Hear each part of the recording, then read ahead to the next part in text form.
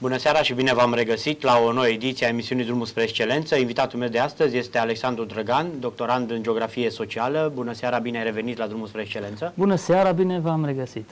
Mi-am propus să te provoc astăzi la o discuție în special despre regionalizare, mai ales din perspectivele specialității tale, adică acele perspective conferite de domeniul geografiei. Dar pentru început te-aș ruga să detaliez câteva aspecte legate de geografia socială. Ce înseamnă mai exact geografia socială? Da, cred că am putea să descompunem foarte simplu geografie și socială. În primul rând, geografia e știința locului. Deci, în primul rând, ne întrebăm unde, cum, cu ce și așa mai departe. Și social se referă la societate, la populație, la grupuri de populație, la asejări, la tipuri de locuire, tipuri de conviețuire, tipuri de dezvoltare socială și așa mai departe. Și atunci, geografia socială asta are diferența față de sociologie, față de economie și altele. Tocmai faptul că surprinde diferențele sociale dintre un teritoriu sau altul, dintre un oraș sau altul, dintre urban și rural, accesul la infrastructură, accesul la informație, accesul la locuri de muncă, într-o dinamică și într-o logică teritorială. Asta ar fi așa, foarte pe scurt. În teza pe care o propui, sigur la care lucrezi în prezent de doctorat, ce surprinzi, ce-ți dorești să surprinzi? O să mă refer, dintr-o perspectivă geografică, la sectorul economiei sociale. Eu am mai spus, poate și data trecută, pare puțin așa antinomic economie și social. Economia are în centru piața și profitul, la nivelul cel mai simplu pe care îl privim. Socialul are grija față de populație, asigurarea de la locuri de muncă până la servicii de sănătate și educație și așa mai departe. Economia socială, ca și ansamblu, încearcă să facă o sinteză a ambelor pentru bunăstarea, să zicem, generală și comunitară. A spune mai mult comunitară pentru că bunăstarea generală este o sarcină a statului. Avem sectorul public al statului, care funcționează pe principiul reciprocității și a redistribuției, nu? Colectează taxe și redistribuie mai departe. Avem sectorul privat, pe care le știm cu toții, și avem ceea ce numim în economie socială și în general în economie al treilea sector. Un ONG sau o cooperativă nu este nici sector public, dar are scop de bunăstare generală sau comunitară, locală și mai departe. Și asumă, practic, nu, bunăstarea sau să contribuie la bunăstarea comunitară. Exact. Dar nu este, ONG-ul nu este un organism de stat. Prin urmare, este un organism privat. Dar nici privat nu este, pentru că nu urmărește logica profitului. Pentru că urmărește o logică din aceasta, cu principiul un om, un vot, nu o acțiune, un vot. Deci nu înseamnă că eu, ca și patron, am dreptul să fac ce vreau un ONG. Am spus un om, un vot. Ideile, în general, sunt urmarea unei nevoi în societate și nu unei nevoi de profit, ca și în sectorul privat. Da, deci se pornește de la o necesitate. Se pornește de la o și necesitate de la generală. Încercarea de a rezolva acea necesitate într-un anumit moment. Asta este. Ceea ce nu e lucru ușor în România, pentru că e foarte greu să discutăm de economie socială după atâția ani de comunism, în care, deși, iată, sectorul cooperatist, în perioada comunistă, știm de ce AP-ul și celelalte, acoperea aproape 30% din PIB. Dar nu îl considerăm economie socială pentru că nu a fost benevol construit. De exemplu, cooperativele știm cu toții cum au fost constituite. Prin coerciție.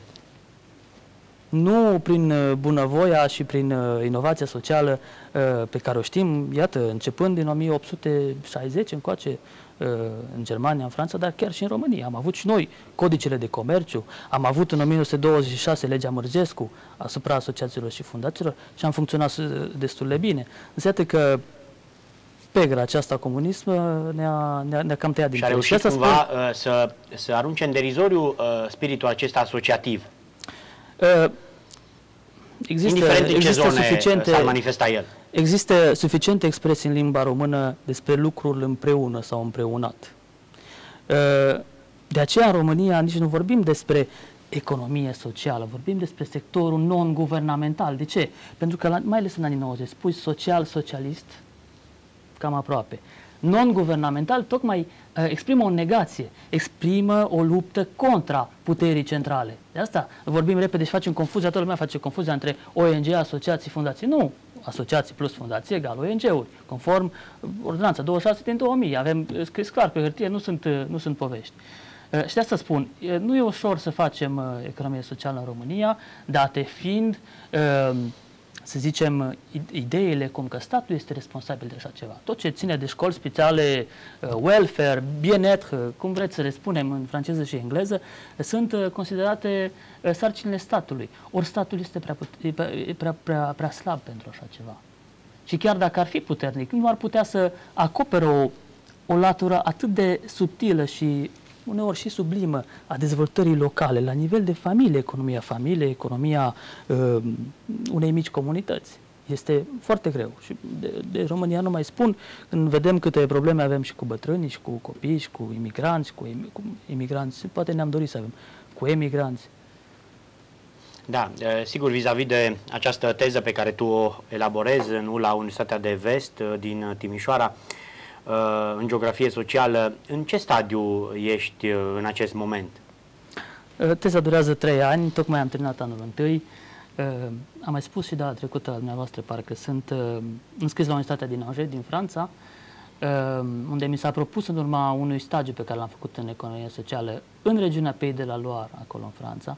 Iată, să încep o teză în acest sector, studiind acest sector, tocmai pentru că reprezintă o nevoie. În cotutelă, nu? Ca și să fac, se înțeleagă. Da, și fac un doctorat în cotutelă, practic studiez regiunea Vest, ăsta e perimetru, că noi geografii în primul rând, v-am mai spus, ne întrebăm unde. Studiez regiunea Vest, înscris la Universitatea din Angers și înscris în egală măsură și la Universitatea de Vest din Timișoara, la departamentul de geografie. Prin urmare, n-am cum să nu fiu încântat, pentru că am atât expertiza unui stat, iată, Franța, cu tradiție în așa ceva, dar și a colegiului de la Timișoara, Universității de Vest, care sunt totuși fini cunoscători ai teritoriului, ai contextului și așa mai departe. Vorbeai de expertiza pe care ai asimilat-o și în Franța, pentru că ai avut foarte multe experiențe și în alte țări și cu tradiție democratică, țări dezvoltate, nu? Și vis-a-vis de dezvoltarea comunitară, vis-a-vis de acest sector al geografiei sociale. Unde crezi că ar mai trebui noi, sigur, România, să mai facem pași serioși? Cred, în primul rând, că deocamdată manifestăm o democrație reprezentativă. N-am ajuns la stadiul democrației participative. Democrație reprezentativă în sensul în care ne alegem odată la un mandat, la 4 ani, sau cu mai puțină ne desemnăm reprezentanții și apoi cam gata. Asta este. Și în momentul în care îi alegem, poate cu mai puțină luciditate facem lucrul acesta, tocmai pentru că nu avem exercițiul democrației. Și democrația reprezentativă și-a cursul ei la nivel punctiform, la nivel de grup de interese, în sensul negativ, că se folosește grup de interese mai nou în sens pejorativ. Nu neapărat. Grup de interese și un ONG poate să formeze. Și poate să exercite acțiuni de lobby, care sunt foarte clar stipulate în legislația internațională, nu? Da, sigur. Deci ăsta e un grup de interese în sensul pozitiv. Dar cred că n-am depășit democrația reprezentativă și dacă teoretic am putea să o depășim, nu-mi explic de ce nu reușim.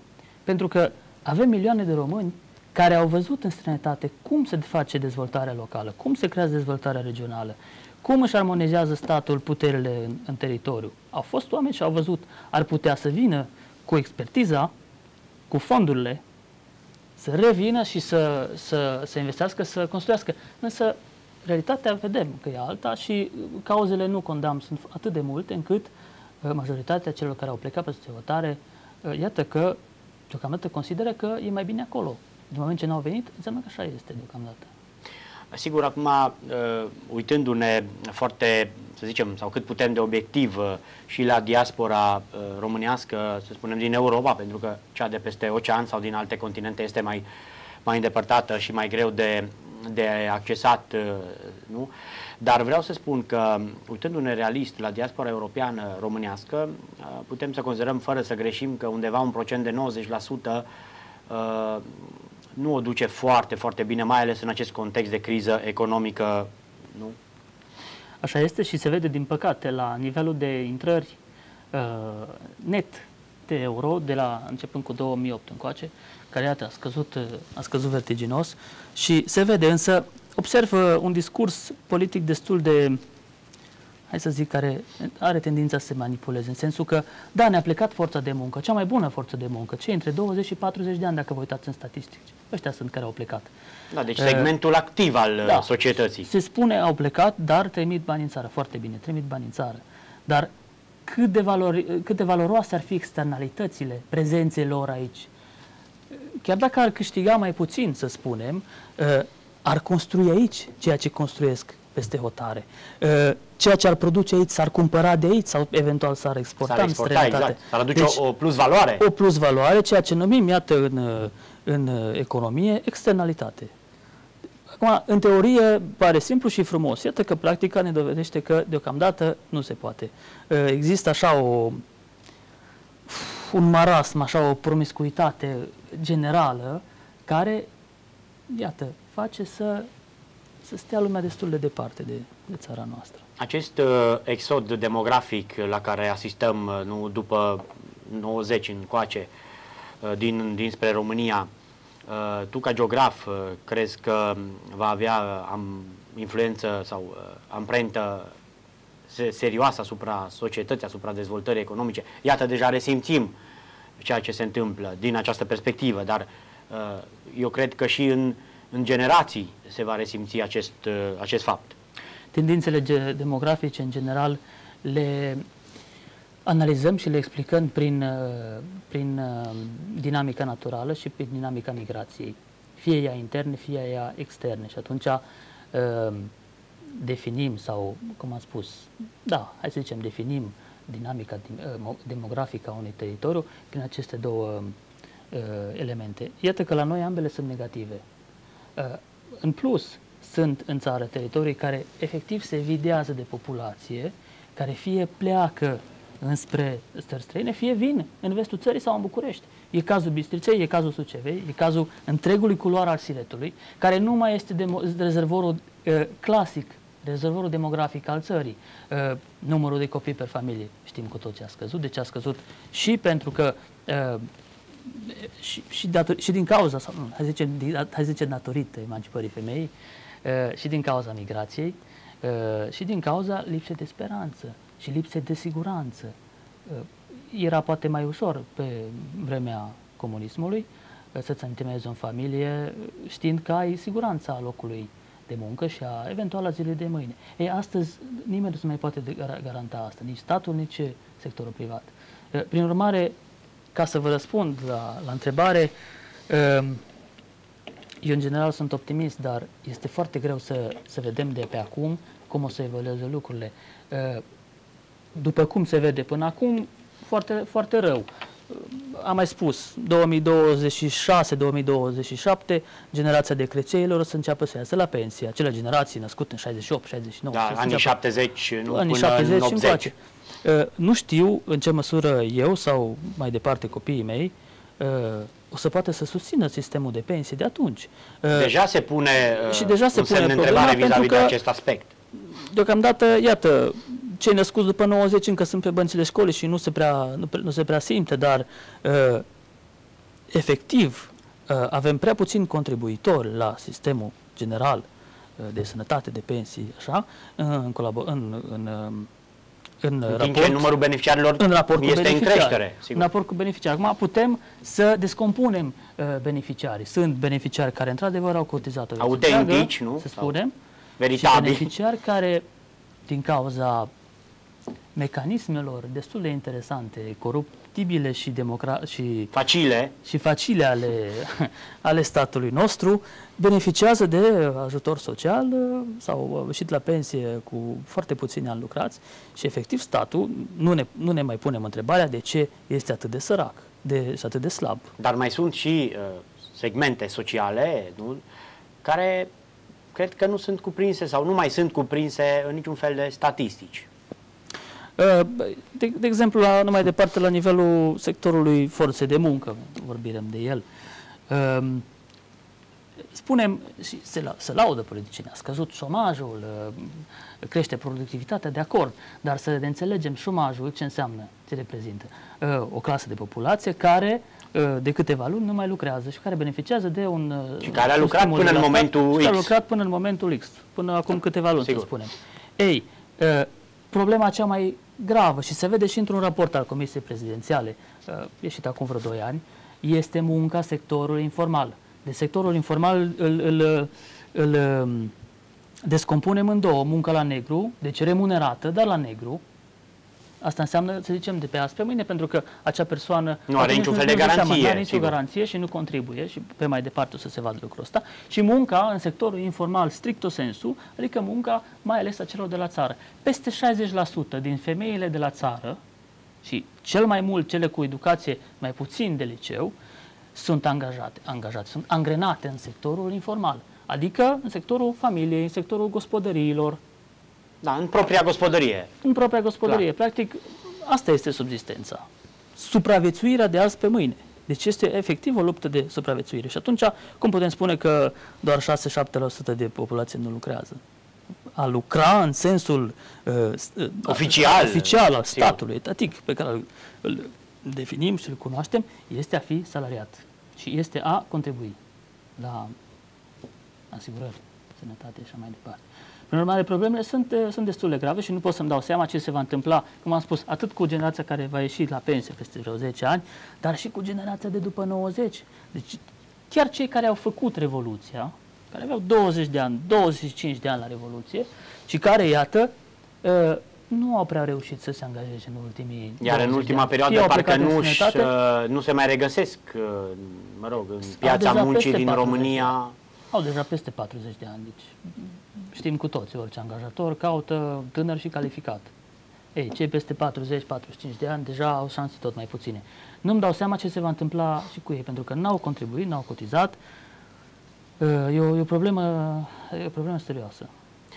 Sigur, specializându-te, cum ai spus, în regiunea vest, dacă ar fi să creionezi câteva, spunem, aturi ale acestei regiuni din România, la ce te-ai gândit? Ai spus că la un moment dat nu există și un exod intern spre regiunea vest.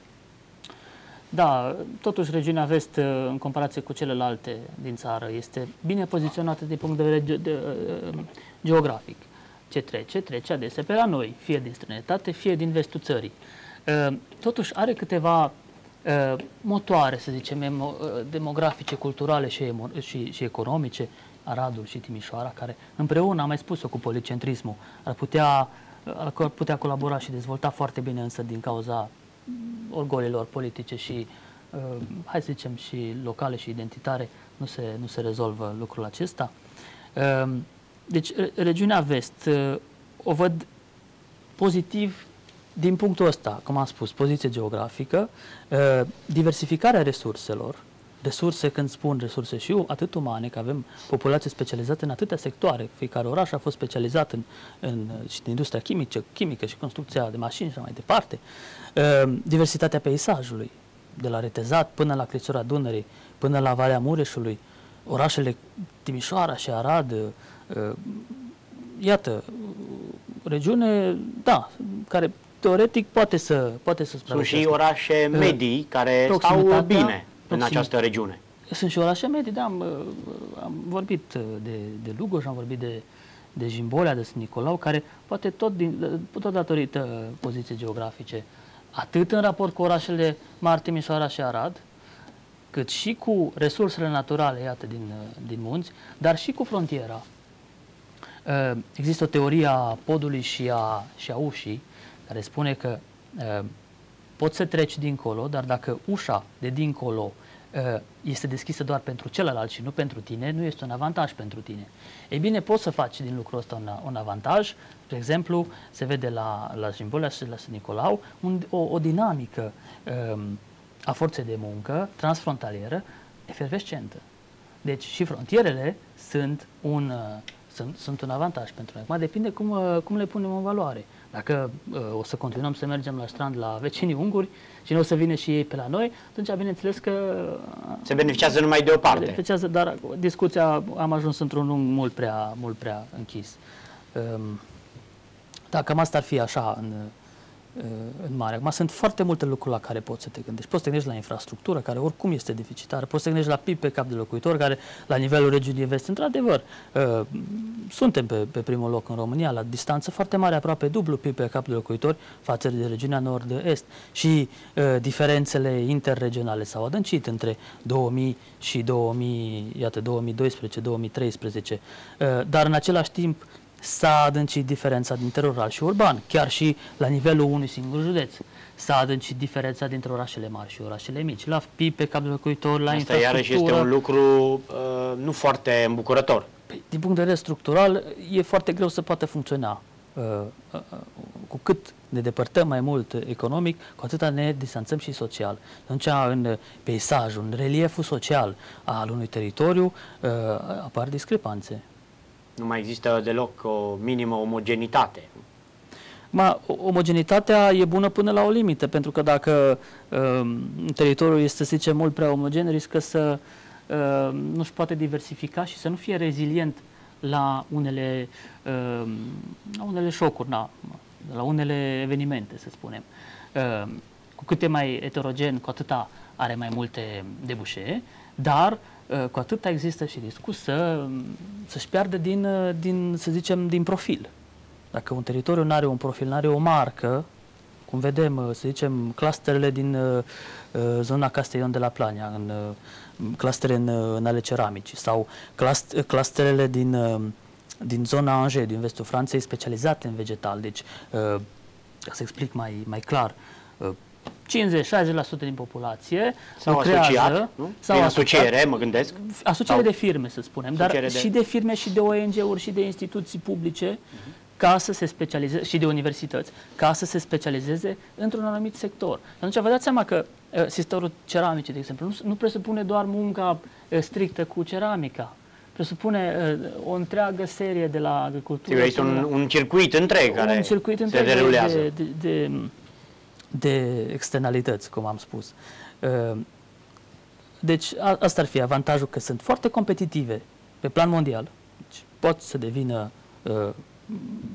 ar fi și pentru România astfel de clustere, modele de urmat, de se încearcă, din ce văd, se mai vorbește că pe la Jimbolia, prin jurul Timișoarei. S-ar putea, am înțeles, chiar obține fonduri europene pe astfel de proiecte. Pe astfel de proiecte, da, însă depinde foarte mult de mentalitatea antreprenorilor și chiar și de mentalitatea primarilor. S-a creat, de exemplu, zona metropolitană Timișoara și fiecare primar venea cu ideea, atragem investitori, facem mici fabrici în comuna noastră ca să creăm locuri de muncă. Foarte bine. Dar așa totul va fi segmentat. Nu o să putem să ne creăm un profil, să zicem, în vestul județului Arad, să fim specializați pe industria constructoare de mașini. Adică populația să aibă un anumit nivel de specializare, o anumită cultură înspre așa ceva, ca să poată să producă eficient. Nu mă refer nu numai la cel care lucrează la linii, dar și la ingineri și la cei care știu să promoveze, care știu să vândă, care știu să-și creeze piață, să-și deschide piață în exterior. Deci dacă nu reușim să ne specializăm, o să rămânem ancorați în continuare haotic în mediocritate. Da, iată, vorbeam și data trecută, când ai mai fost invitat la Drumul spre Excelență, și de faptul că constatăm, nu, în ultima perioadă, că anumite orașe din România polarizează destul de serios. Este o tendință naturală, începând cu teoria locurilor centrale a lui Walter Christaller, care chiar așa se numește locurile centrale, și până la teoria polilor de creștere a economistului francez François Perroux, știm că există forțe centrifuge și forțe centripete într-un anumit teritoriu sau într-o sumă de teritorii. La nivel natural, pur și simplu, efectul de loc, efectul de resursă, creează unei anumite așezări, să zicem, șansa asta de a polariza, de a avea un anumit rol, de a asuma un anumit rol, dar asta ține foarte mult și de politică în societatea zilelor noastre, nu în natura istoriei, de a polariza și de a crea și de a induce dezvoltare. Acum, la nivel regional, asta este destul de riscant. Vedem ce se întâmplă cu regionalizarea acum, cu regiunea Vest, cu bătăliile dintre orașe, care sunt juste, care sunt absolut normale, pentru instituții, pentru funcții, pentru tot diverse reașezări care vor apărea. Da, pentru întregul apanaj al să zicem, infrastructurii instituționale până. Infrastructurii instituționale, sigur. Dar asta spuneam, este cu două fețe, pentru că o locomotivă, să zicem, regională induce dezvoltare, dar și absorbe foarte multe resurse din jurul ei. Concret, în satele de pe Valea Crișului și de pe Valea Mureșului se poate intensifica migrația spre orașele mari, spre Arad sau Timișoara, pentru că acolo există și infrastructură tehnico-edilitară și educațională, mai ales locuri de muncă, și atunci se creează dezechilibre și mai mari infraregional, deci în interiorul depopularea unor zone întregi. Sigur că da.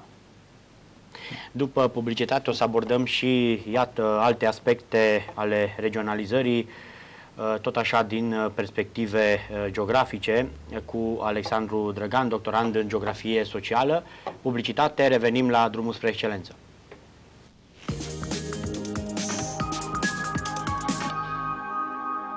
Clinica Infomedica Calea Aurel Vlaicu, numerele 138-140. Consultații și tratamente medicale, investigații cu aparatură de specialitate și analize de laborator, decontate prin Casa de Asigurări de Sănătate. 50 de medici și 20 de specializări medicale în regim ambulatoriu. Cabinet de pediatrie deschis în toate zilele lucrătoare, în contract cu CEASE. Medicina muncii în permanență, prin Rapid Consult. Farmacia Dona în incinta clinicii. Comisia de expertiză a capacității de muncă pentru concedii și pensii de boală. Bonus general, pentru fiecare 50 de lei plătiți, 5 lei primiți înapoi sub forma unui voucher. Bonus special, 20 de lei sub forma unui voucher pentru fiecare pensionar de boală sau pensionar membru CARP. Clinica Infomedica. Omenie și tarife moderate.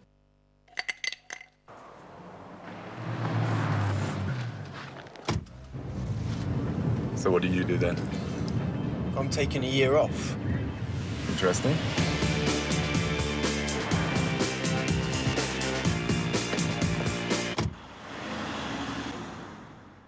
Dad, I'll take the job. Interesting. But only if I get a company car.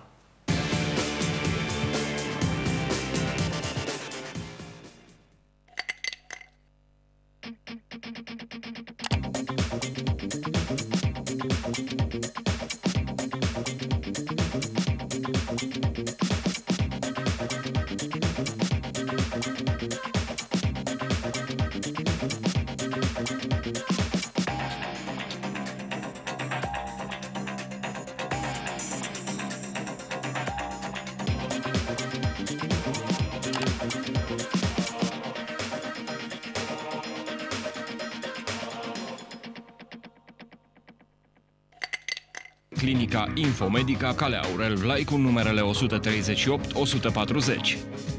În fiecare zi lucrătoare, cabinet de pediatrie, în contract cu Casa de Asigurări de Sănătate, pentru zâmbetul copilului tău.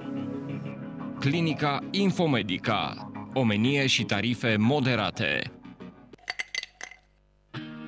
Iris, hotelul de 3 stele din Arad, situat pe strada Capitan Ignat la numărul 1, vă așteaptă cu servicii de calitate pentru cei mai exigenți clienți.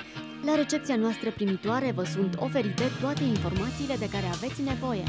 Vă invităm să savurați o cafea la barul nostru și vara să vă petreceți timpul liber la terasa hotelului Iris.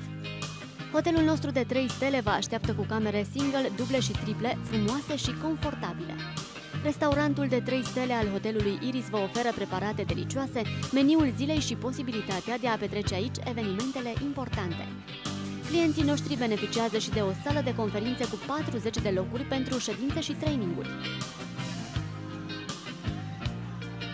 Hotel Iris. Calitate la cele mai înalte standarde. Niciun copil mic să nu mai fie bolnav. Să-i scoatem de sub imperiul antibioticelor care le produc 1001 de necazuri. Cu apa termală putem preveni și atunci ne adresăm segmentului mijlociu. Beneficiază de agrement, de combaterea celulitei, de relaxare și un climat unde poate să-și facă chiar un concediu de odihnă. Eu am 8 ani. Dacă achiziționez un apartament Ared azi, mă rog, dacă tata achiziționează un apartament Ared azi, peste numai 10 ani, obține doar din chirie 42.000 de euro, adică un profit total de 100%. Practic, tata plătește ratele la apartament doar din chirie, iar când este plătit apartamentul, îmi plătește școala din chirie. Și când fac 18 ani, primesc un apartament cadou de la tata. Fără credite, fără probleme, gata de locuit. Vă imaginați cum o investiție într-un apartament Ared poate să rezolve totul pentru mine? Așa se fac investițiile inteligente.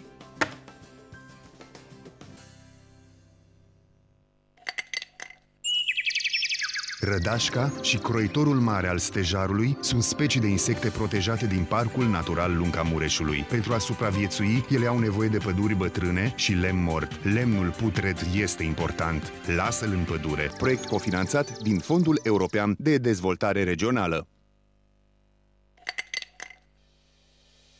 Mulți cred că se pricep, dar la recărcarea unui cartuș de imprimată cu jetă cerneală se parcurg 3 etape foarte importante. Cartușele sunt curățate atent la presiune de vapor cu solvent și apoi cu ultrasunete. Încărcarea e realizată complet, automatizat, pe mașina electronică Fuel Tech Refill System, fără nicio perforație și fără seringi sau ace. Astfel, presiunea internă rămâne constantă, iar viața cartușului se triplează. Ultima etapă este verificarea calității de tipărire. Artist Design. Profesionalismul este diferența. Deșeurile? O problemă? Suntem aici pentru dumneavoastră, sigur și eficient. ASA, servicii ecologice, partenerul tău în managementul deșeurilor. Necunoscutul, locul unde se nasc ideile. Nu va fi ușor să ajungi acolo, dar continuă să cauți și vei descoperi mereu lucruri noi. Honda, the power of dreams.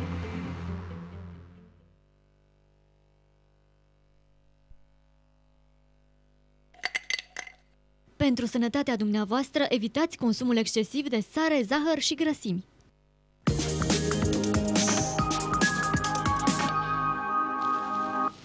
Am revenit așadar la drumul spre excelență, unde, alături de Alexandru Drăgan, dezbatem regionalizarea din perspectivă geografică, Alexandru fiind doctorand în geografie socială.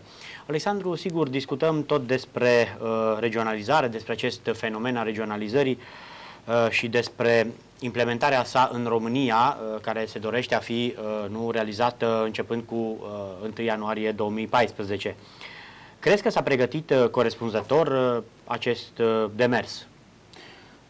Nu știu dacă noi discutăm, noi doi, și în general în țară, pe la televiziuni și pe la colțuri de stradă, dacă se vorbește despre regionalizare. Pentru că aș vrea să fac niște precizări la nivel conceptual între regionalizare, regionalism și regionare. Pentru că am impresia că la noi, o să vedeți, vorbim mai mult despre regionale și despre regionalism. De ce? Regionalismul este nevoia de jos. Este apropierea spațiului, deci aproprierea, nu apropierea. Este identitatea locală, este nevoia de jos de a se constitui și de a funcționa la nivel local. Este ceea ce, de exemplu, s-a întâmplat în Ardeal și în Banat în ultimii ani, cu ideile acelea de federalizare, de regionalizare, de autonomie. Deci asta este o marcă clară a regionalismului. Apoi, vorbim despre regionare mai mult la nivel științific și mai ales geografic când ne referim la decupajul teritorial, la decupajul regional. Unde trasăm limitele, unde punem hotarele, unde punem capitala regiunii și așa mai departe. Iar regionarea este demersul politic. Regionalizarea, mă scuzați. Regionalizarea este demersul politic. Este atribuirea de sus, de la guvern, de la puterea centrală. De la puterea centrală, hai să spunem generic, de competențe la nivel de palier local, regional și cum ar fi. Sesizați că ceea ce discutăm deci noi... este o regionalizare administrativă sau este palierul administrativ asupra căruia se lucrează. Da, în ceea ce facem acum în România este nu discuție, se încearcă regionalizare administrativă și descentralizare regională, adică să se oferă competențe la nivel regional. Însă ceea ce discutăm noi în general în România nu se referă la regionalizare. Vorbim noi despre nivel fiscal, vorbim despre ce fel de instituții și ce competențe are fiecare instituție și fiecare palier teritorial. Nu. Vorbim așa, gregar, despre cum să desenăm regiunile, adică despre regionale, administrative. Da, despre regionale vorbim acolo, despre regionare și despre regionalism la nivelul acela patriotic și identitar local. Și sentimental, poate. Da, ăsta este regionalismul. Cu Banatul nostru, cu Ardealul nostru, cu nu știu ce. Asta este regionalism. Despre regionalizare ar trebui să vorbim în măsura în care gândim o guvernare prin guvernanță. Și aici iar trebuie să facem să ne oprim. Guvernarea este din nou actul acela top-down, deci de sus în jos. Guvernanța este ceva mult mai larg. Guvernanța se referă la a conduce, administra teritoriul din toate palierele celor care îl locuiesc și care beneficiază de el. Pentru că până la urmă cu toții au nevoie și trebuie să vină cu un aport pentru teritoriul respectiv. Aici avem nevoie de lobby, aici avem nevoie de inițiativă, aici avem nevoie de advocacy. Advocacy tocmai asociații profesionale care să vină cu propuneri și să facă un pic de presiune, nu așa ceva. Deci asta este guvernanța, lucru care la noi ne lipsește, la fel ca și pe același palier democrația participativă. Apoi, ce ne mai lipsește? Deci am spus în ce fel, guvernare-guvernanță. Prin ce? Politici fiscale și bugetare. Am vorbit vreodată, sau ați auzit la televizor, despre politici fiscale și bugetare? Cât la sută primește regiunea în raport cu județul și cu comuna? Nu. Unde se colectează, ce se colectează? Nu s-au abordat astfel de aspecte. Păi, nu, dar fără astea nu poate funcționa. Deci degeaba îi pui o graniță și pui o capitală dacă tu nu știi cum va funcționa. E ca și când ai face caroseria unei mașini, îi dai volanul, dar nu îi pui motorul înăuntru. Sau care sunt criteriile pe baza cărora funcționează? Nu mai spun, dar aici totuși, hai să zicem că ne scuz pe noi și pe cei care vorbesc despre așa ceva, pentru că este o discuție tehnică. Mulți dintre noi, nici istorici, nici geografi, nici poate economiști, da, nici scriitori și ce mai apar în televizoare, nu au competența justă, concretă, de a discuta despre așa ceva. Deci noi încă nu știm cum se colectează taxele, unde, când și dacă îmi știi, e foarte greu să vedem cât punem balanță, pentru că altfel poate putem să ajungem la un eșec. Și apoi ar mai fi întrebarea cu ce? Cu ce se referă la politici instituționale?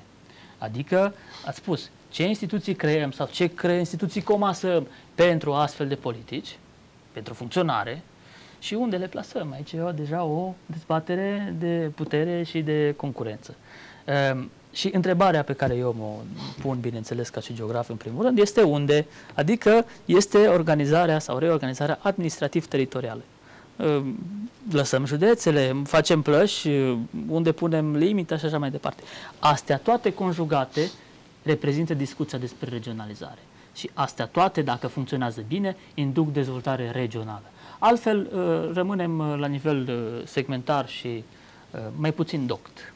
Dar se sesizează în această construcție, până la urmă, care se încearcă, nu, pe palierul administrativ, știu eu, împrumutarea unui anume model care deja funcționează în acest sens în anumite țări occidentale sau în altă parte? Avem exemplu maiorescian, în care, înainte de ideile lui cu formele și fondul, copiam fără rost. E bine să avem niște puncte de reper chiar și niște experimente în alte state, să vedem ce a funcționat și ce n-a funcționat. Văd că ne orientăm adesea spre Polonia, însă e foarte greu și chiar riscant să copiem de acolo. Eventual să adaptăm. Poate destul de interesant ar fi exemplul Franței, pentru că nu spun fiindcă aș fi oarecum atașat, pentru că nu sunt de Franța sau pentru că o cunosc mai bine, dar pentru că decenii și chiar secole de-a rândul, noi am funcționat și la nivel de legislație și de Constituție și de pe model francez. Pe model francez. Ar fi o oarecare logică de continuitate dacă am adapta, să zicem, păstrarea comunei, pe care nu o să putem să o ștergem niciodată și nici nu avem cum, pentru că este la fel apropierea și identitatea. Păstrarea departamentului, pe care nici din cauza identitară nu mai putem să-l ștergem, chiar dacă a fost făcut abia în 68, a județului, așa. Dar nici echivalentul departamentului din Franța. Departamentului din Franța, da, și ca suprafață, și ca... dar nici din cauza de funcționalitate. De ce? Pentru că ce s-a făcut din 68 încoace s-a adaptat pe scara și pe forma județelor. Toate căile de transport converg între reședințele de județ. Toate orașele acestea care sunt astăzi reședințe de județ le-a fost dezvoltată o anumită infrastructură necesară. Sigur. Blajul, Oravița nu o să mai poată să concureze cu Reșița sau cu Târgu Mureș, nu? La fel nici Bârladul nu o să mai poată să concureze vreodată cu Vaslui. Deci, județul nu o să mai putem să-l ștergem. Ce putem să facem este exact crearea a două paliere, care le spunem în geografie NATS 2 și LAU 1. Am să explic. La nivel european există un nomenclator al unităților teritoriale statistice, NATS. NATS 1 este o provincie mare, scara landului german, Transilvania, țara românească, NATS 1. NATS 2 este regiunea, NATS 3 este județul. Și apoi urmează unitățile administrative locale, LAU. LAU 2 este comuna, care avem noi în România. Deci cel mai de jos palier administrativ. Da. Și LAU 1, deci între județ și comună, este asocierea de comune. Este ce numim în Franța intercomunalitate de comune sau intercomunalitate. Mă rog, hai să spunem intercomunalitate să găsim simplu. Nu înseamnă că trebuie să formăm un nou palier regional în Constituție. Înseamnă că putem să încurajăm comunele să se asocieze pentru că sunt prea mici și prea slabe să-și facă singure, spre exemplu, infrastructură. Exemplu, programul LEADER sau să se profesionalizeze, nu, pe anumite elemente, pe anumite aspecte de dezvoltare. Sigur că da. Am văzut în Austria, am fost într-o practică de teren pe Valea Salzacului, lângă Salzburg. Am văzut în Franța, am văzut în Spania, cu Comarca și cu, regiunile lor. Faptul că, spre exemplu, Valea Mureșului, să zicem, constituit într-o posibil grup de acțiune locală pe modelul LEADER, programul acesta LEADER cu dezvoltare rurală, își pun forțele împreună și colaborează și trec de rivalitățile acelea atât de minime și minimale și minimaliste și își alimentează întreaga Valea Mureșului cu apă, cu gaz, cu internet de mare viteză, atrag împreună investitori, creează lobby. Asta este foarte important pentru scara dintre comună și județ, care nu ne lipsește, ceea ce am avut noi înainte cu plasa. Asta. Dar nu înseamnă că trebuie să-i dăm putere mult prea mare, pentru că am încărcat prea mult aparatul administrativ. Gândiți-vă câți funcționari am avea și la comună, și la plasă, și la județ, și la regiune. Și cum i-am putea susține în condițiile în care sunt și comune care nu își permit să-și mențină un minim de Știți cum am putea susține? Aplicând foarte bine, și asta iar devine o discuție tehnică, principiul subsidiarității. Adică cel mai pertinent... Care este un principiu stipulat la nivelul Uniunii Europene. Un principiu de bază. De bază. Ele sunt mai multe, nici nu avem timp de toate, dar ăsta îl consider foarte, foarte important. Palierul teritorial cel mai propice pentru o anumită responsabilitate. Adică nu-ți plătești impozitele până la Timișoara, plătești la nivelul plășii sau la nivelul, în cazul nostru al comunei deocamdată. Dar și aici e o discuție foarte... Subsidiaritatea, sigur, stipulează să încerci să rezolvi problema acolo unde apare ea. Da, nivelul cel mai pertinent. Cel mai pertinent, dar spune pertinent în condiția în care ea apare oriunde la nivel local, dar nu-ți permiți. nu-ți permiți la fiecare primărie din fiecare comună să creezi toată paleta de servicii și atunci încerci să echilibrezi oricum. Sigur, acum, vis-a-vis de regionalizare și de implementarea acesteia la nivel administrativ, există voci care susțin că vom mai avea, iată, încă un palier birocratic, nu? Sau alții care susțin că, în sfârșit, poate se va ajunge la o descentralizare autentică în România. Ce crezi? Nu știu ce înseamnă descentralizare autentică, va trebui să definim lucrul ăsta și nu știu dacă există vreun stat care poate să spună noi avem descentralizarea perfectă. Noi, prin legea aceea 195, parcă din 2006, am creat descentralizarea și am spus prin diferență față de concentrare, nu că am fost un stat de concentrare, ci consider că și astăzi suntem, nu? Constituția prefectului, reflectarea puterii centrale în teritoriu. Deci am creat descentralizarea și am spus, dăm mai multă putere și specializare colectivităților locale. Care sunt colectivitățile locale? Județul și comuna, în cazul României. Ei, am spus în legea descentralizării din 2006 că funcționarii, sau să zicem responsabili și palierele teritoriale nu sunt subordonate unele altora. În teorie așa este, în practică nu este așa, știm cu toții. Vedem numai departe felul în care se transmit fondurile de la județ spre comună. Acum, am spus descentralizare, dar deocamdată nu am reușit concret să o facem. Nu simțim lucrul ăsta și avem și, s-a făcut în lege, competențe exclusive și competențe partajate. Dar eu personal văd că nu s-a dat roade. Din 2006, iată, sunt câțiva ani și nu s-a observat mare lucru. În cazul în care dăm regiunii competențe administrative, în cazul în care regiunea va putea să-și creeze ea însăși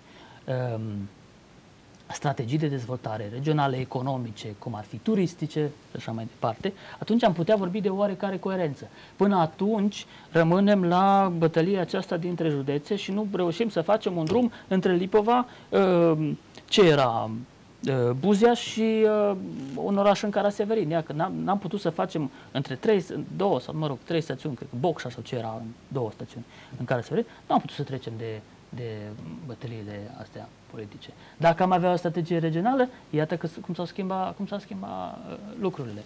Deci, de asta spun, este o speranță, însă grijă mare, pentru că dacă nu discutăm concret ce lăsăm la regiune, ce dăm regiunii, ce dăm județului și ce lăsăm comunei, atunci s-ar putea să nu funcționeze. Și apoi, într-adevăr, decupajul este foarte important, pentru că dacă regiunea nu îndeplinește o serie de criterii și dacă ele rămân, să zicem așa, descentrate, unele în raport cu altele la nivel național, iar se pot crea diferențe foarte mari. Limitele. Ne spunem în geografie limite de difluență, adică, așa cum vă gândiți în hidrografie, cumpăna de apă. Ce merge, ce se orientează spre Timișoara, să rămână la Timișoara, ce se orientează în mod natural, nu? Fluxuri demografice, de populație, de forțe. Ce se orientează spre Cluj, să rămână la Cluj. Fie pe vârful munților, fie spre granița actualelor județe. Este o discuție cu județul Hunedoara, care știm că este un pic împărțit, o jumătate să merge. Da, balancează așa. Da. N-ar strica aproape deloc, n-ar strica deloc să-l avem în regiunea noastră. De ce? Se consideră că e un județ sărac. N-a zice că e un județ sărac. De ce? Pentru că am văzut la televizor mineriadele și știm noi că în Valea Jiului este șomaj mare. Trebuie să privim dezvoltarea regională în perspectivă foarte largă, în strategii de 20, este un județ 40, destul de populat. 50 de ani. Este un județ populat.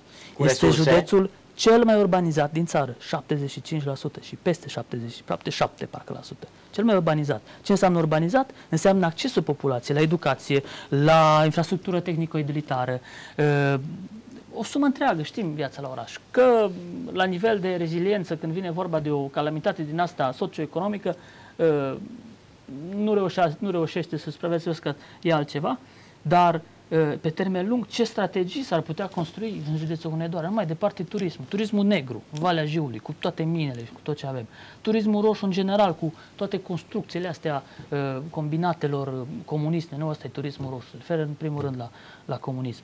și armonizarea lui cu turismul ăsta de aventură, nu mai spun, în Valea Jiului, în Apuseni, deci totuși Deci sunt locații extrem de adecvate, nu, pentru așa ceva. Sigur că da. Ți-a spus de multe ori că ni s-a băgat Hunedoara pe gât în 98, când am trasat regiunile de dezvoltare. Nu. Bine, e bine să-l avem. No. Da, sigur, vorbeai de o poziționare sau de o rearanjare sau naturală. Rămâne de văzut dacă și aceste regiuni vor reuși să-și dezvolte acea strategie și dacă vor include în strategie și posibilități de promovare externă, de promovare în afara regiunii. Da, asta este problema clasică de marketing teritorial. Cum reușește regiunea să-și pune în valoare pentru investitori resursele umane, naturale și așa mai departe, dar și pentru vizitatori. Deci, turismul, acum deocamdată e cu sublimul și cu desăvârșirea, dar avem o țară extrem de... Acum n-am să intru în discursul acela. Avem o țară bogată și nu valorificăm, nu știu ce. Dar așa este. Așa este și marketingul teritorial la asta servește. În orice agenție de dezvoltare economică din țările din vestul Europei am văzut așa. De ce să veniți să investiți la noi?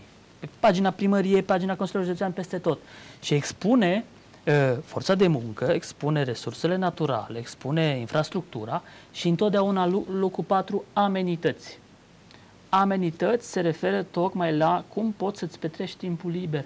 Poți tu ca străin să vii să stai cu familia aici, să-ți faci o viață. Se spune că și din cauza asta Mercedes a mers la Kecskemét atunci când era cât pe aici să vină în regiunea vest. A mers la Kecskemét pentru că infrastructura generală de care beneficiază familia era mult mai precară la noi decât acolo. Deci amenitățile,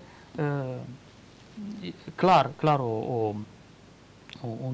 un pilon de bază în marketingul teritorial. Se vorbește bunoară și despre turismul cultural.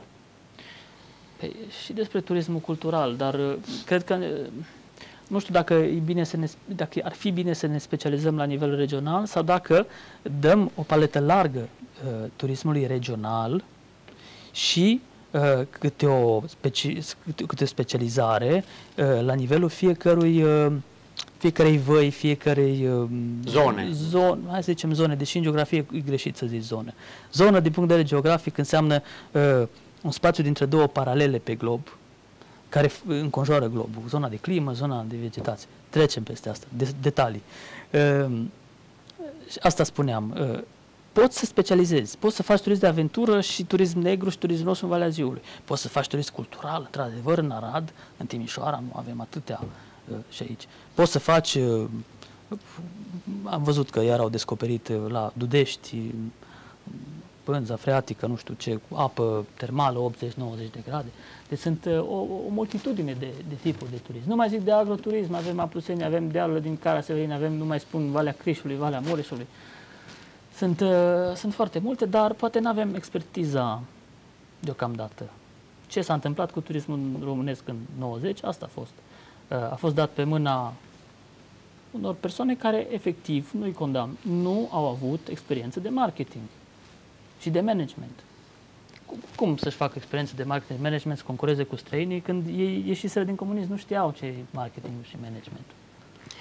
Sigur, din păcate nu mai avem timp, trebuie să încheiem această ediție a Drumului spre Excelență. Alexandru Drăgan, îți mulțumesc pentru prezența ta astăzi și pentru această dezbatere pe tematica regionalizării, nu din perspectivă geografică. Te mai aștept și cu alte ocazii la Drumul spre Excelență, să dezbatem, desigur, și alte teme, tu specializându-te într-un domeniu foarte interesant și extrem de actual, iată, geografia socială. Aceasta a fost ediția de astăzi a Drumului spre Excelență. Mulțumesc pentru atenție. Pe săptămâna viitoare, la revedere! La revedere!